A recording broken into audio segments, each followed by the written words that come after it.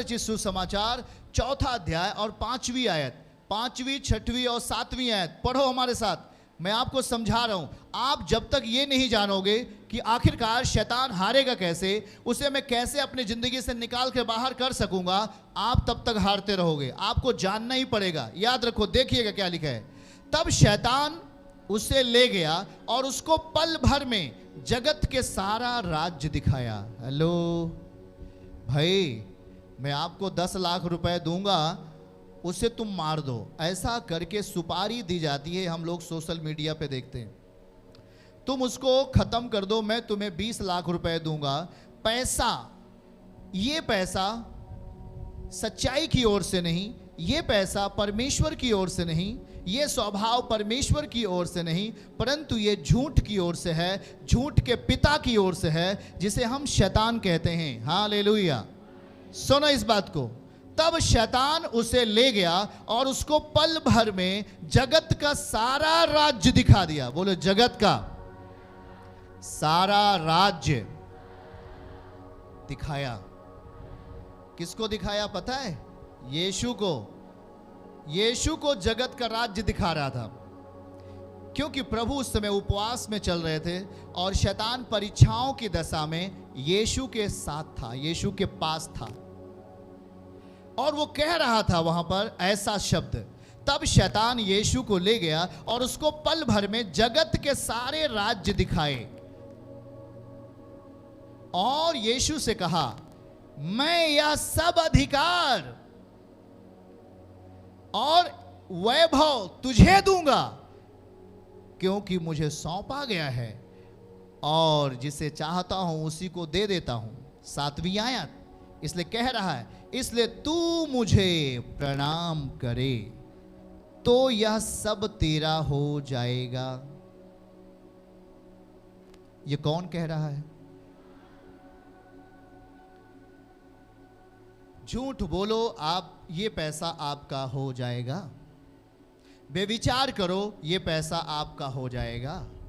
झूठी गवाही दो, ये पैसा आपका हो जाएगा करके शैतान आपके सामने ऐसा ही आता है। सुनो, यहां पर लिखा है आखिर में 7वीं आयत में, तू मुझे प्रणाम करे। आज यही हो रहा है आप में। अभी हम पढ़ रहे थे, जिसके पास पुत्र है उसके पास जीवन है। तो हमें पुत्र को प्रणाम करना चाहिए ताकि जीवन हमारे अंदर रहे। हाँ या ना? पुत्र के स्वभाव से आप वाकिफ हो। पुत्र ने अपने आप को आपके लिए सलीब पर क्या दे दिया? तेजी में बोलो, हाथ उठा के बोलो, आपके लिए क्या दिया? जान दिया कि नहीं दिया? प्राणों को दिया कि नहीं दिया? ये पुत्र का स्वभाव है कि वो आपसे इतना प्रेम करता है कि आपके खातिर वो सलीब पर दुख दर्द को सहा, यहां तक कि मौत को सह लिया। पर यहां शैतान क्या कह रहा है? तू मुझे प्रणाम कर तो मैं तुझे राज्य और वैभव तुझे दे दूंगा।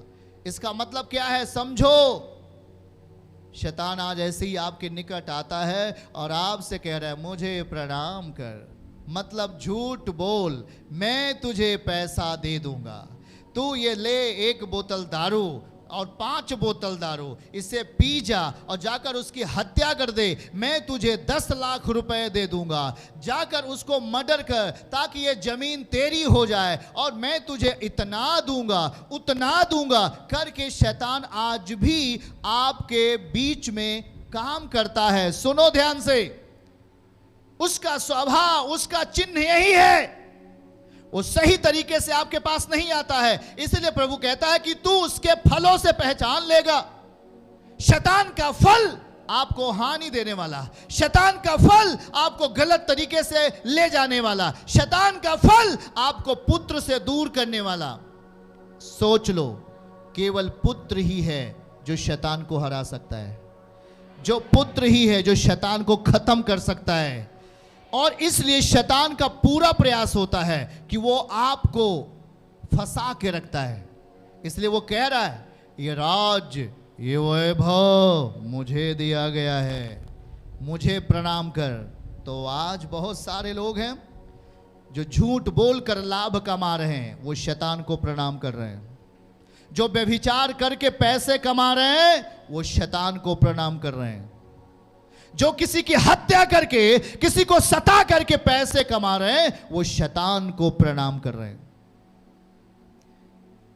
हेलो, क्या आपके कान हैं? क्या आप इसे समझ रहे हो? क्या पुत्र ऐसा चाहता है हमसे?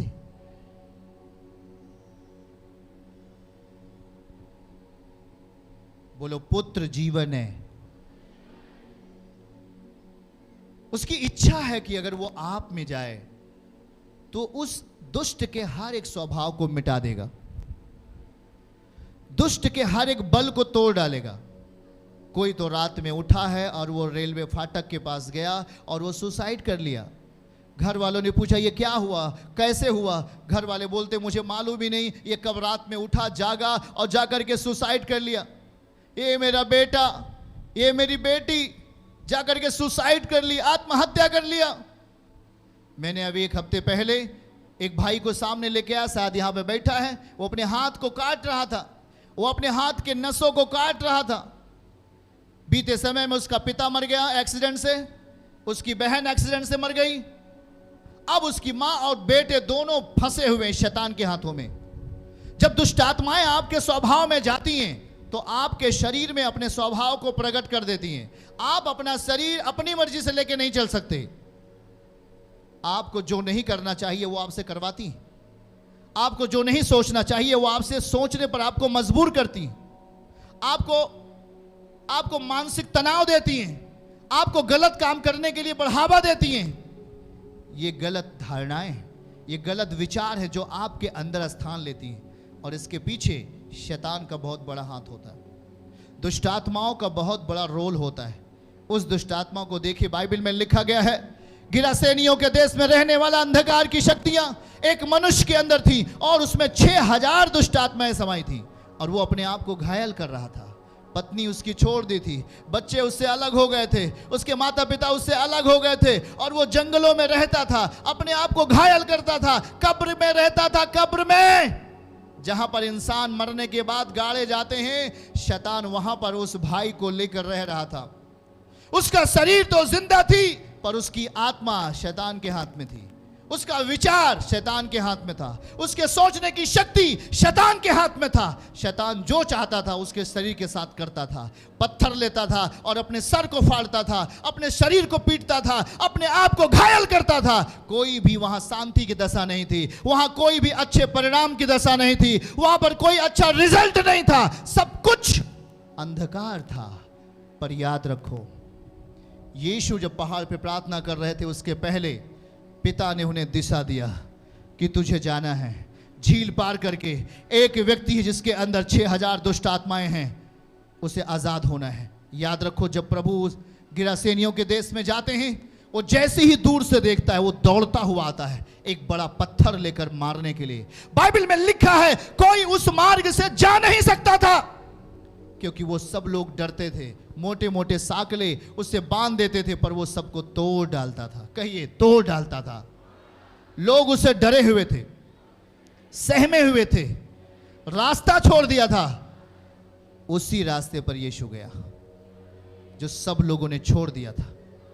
उसी रास्ते पर यीशु गया और उस व्यक्ति को निजात दिया। वो व्यक्ति आजाद हुआ। आमीन बोलो। शैतान उसकी आत्मा को छोड़कर भागा कि नहीं भागा? शैतान उसके मानसिकता को छोड़कर भागा कि नहीं भागा? शैतान उसके विचारों को छोड़कर भागा कि नहीं भागा? और लास्ट में वो व्यक्ति कहता है, गुरु मुझे अपने साथ चलने दे। प्रभु ने कहा, जा अपने नगर में जा और बता कि तुझे किसने चंगा किया। पुत्र जिसके पास गया वहां जीवन गया। पुत्र उसके पास गया और उसके पास जीवन आ गया। आमीन बोलो।